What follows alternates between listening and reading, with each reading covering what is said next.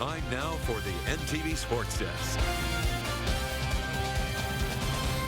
Sometimes the best tournaments are the more unexpected ones. Not knowing who's going to win will mean more surprises for us, the fans.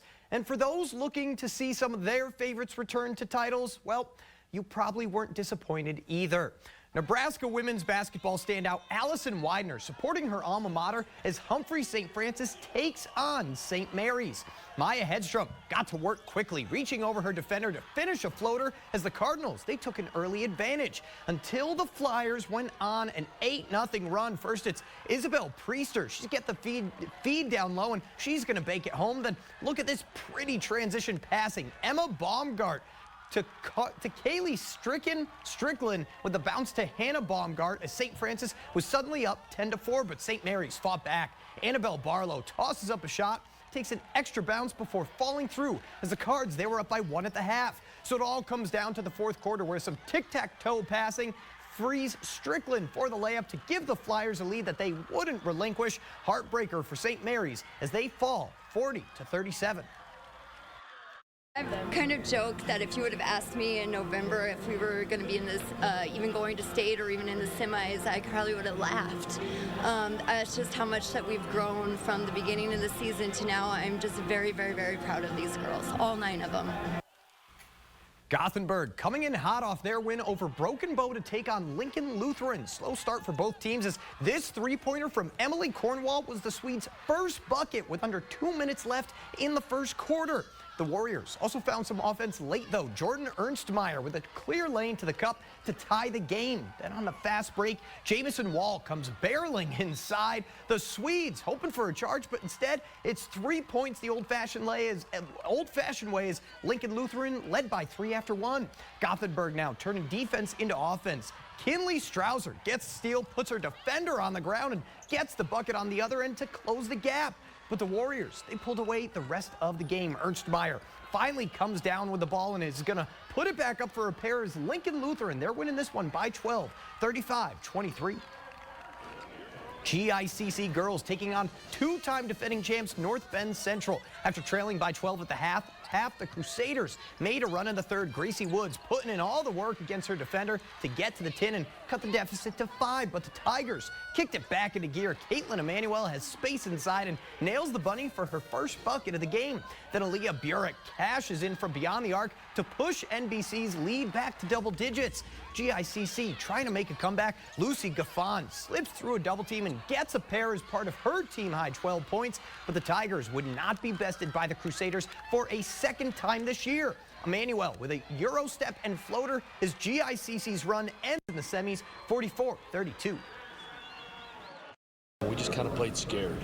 I don't think it was the big lights. We've been in big games and things like that. We got great shots. We executed well. Just missed a lot of them. The physicality of the game should play into us with our post players, but we just played a little bit scared and just wasn't our day today. GICC continuing their quest on the boys' side to bring back a state championship against a familiar foe in Amherst. The Crusaders came out guns a-blazing. Isaac Herbeck flailing to the cup before the horn as GICC led by 9 at the break. Out of the half, Gil Jengmer put on a show, intercepting the pass and taking it the other way to slam it home with 2. Then he comes in with a huge swat right afterwards, right into the hands of Brayton Johnson. He's going to take this one coast to coast. A layup this time, but it still counts for 2 all the same as they found themselves up by double digits. Nolan Elo trying to help the Broncos make a comeback. First, he rolls to his left and lays it up and over the right. Then he's going to use his speed and spin onto the 10. He finished with 13 points. Not enough, though, to take down GICC as they're going to have a chance to repeat as state champs with a 58-47 win. It feels great to be back here again. This is what we expected going into the season. We wanted to be back here, and having the experience that we've had, being here multiple years in a row, I mean, that really helps. Latino had a great game plan going into it. We knew them pretty well. We knew what they were going to try to do. We just had to stay calm. We had to do the little things right, play good defense, and I think we did that. A rematch of the third-place game from 2021 between North Platte, St. Pat's, and Burwell.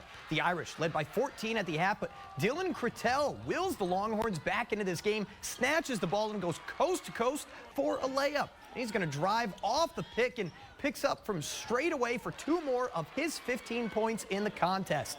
But St. Pat's never let up. Jack Heiss elevates over his defender for a shot off glass to put the Irish on top 37-22 after 3.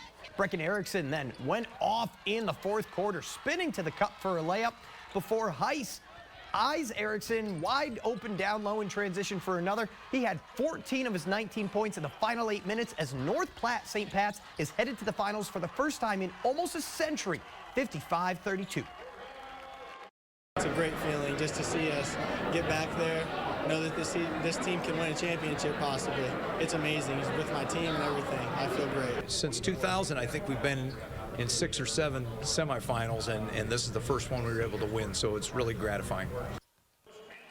Loomis and Dundee County Stratton meeting in the other D1 semifinal. Quinn Johnson showing why he's the all-time three-point leader in all of NSAA basketball. Nothing but net for the senior as the Wolves took a lead just minutes into the contest. But the Tigers, they got hot. Nolan Burwell picking up where he left off on Monday with a tough shot over 2 defenders. And before the buzzer, Mark Nelms swishes the first of his 5 triples in the game to give DCS a 16-9 lead after 1. But Loomis never stopped fighting. Christian Blinkow on cleanup with a shot off glass after Shea Swanson's miss. That's going to help their cause before Swanson, he's driving on down and he's money with his next look as Loomis, they find themselves heading to the state championship with a 60-48 win.